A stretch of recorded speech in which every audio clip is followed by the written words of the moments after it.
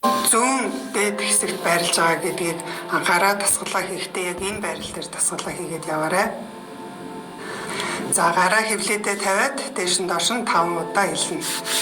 1 2 3 4 5. Хөвлөдөө дарж өгнө. Амьсгаа гаргахтаа хаа аваа гаргана.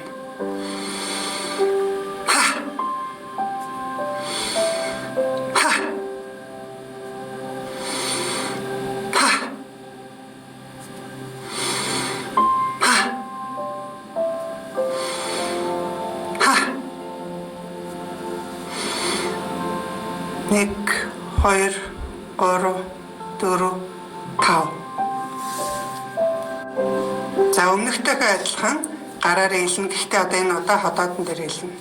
За илэг хийхдээ аль болохоор гараараа ходоодод дарж өгнө шүү. 1 2 3 4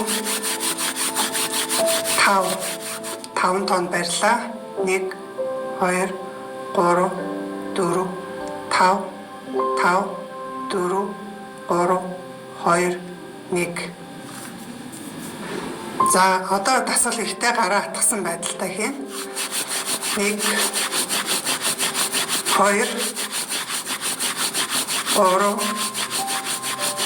4 5.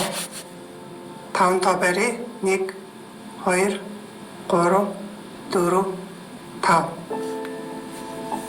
За саяны дасгалаа давтна. Гэхдээ илүү дарж өгч дасгалаа хийнэ. 1 2 3 4 5. 1 2 3 4 5 5 4 3 2 1. За гараа атгсан хിവэрээ ходоодоо шахна. За шахаад амьсгаа гаргахтаа хий аваа гаргана. Хий. Хий. Хий. Хий. Хий.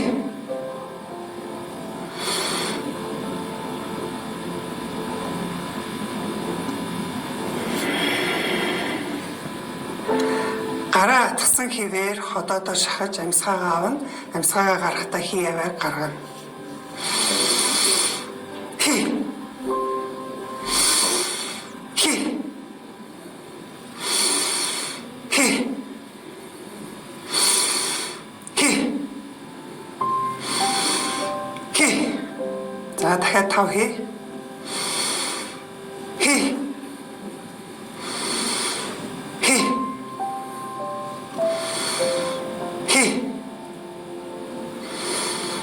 Хий. Хий. 5 тоо барь. 1 2 3 4 5 5 4 3 2 1.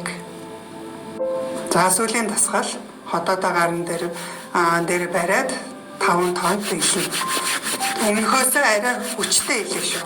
1 2 3 4 5. 5 тоо барь. 1 2 3 4 5 5 4 3 2 1. Гараа амраа.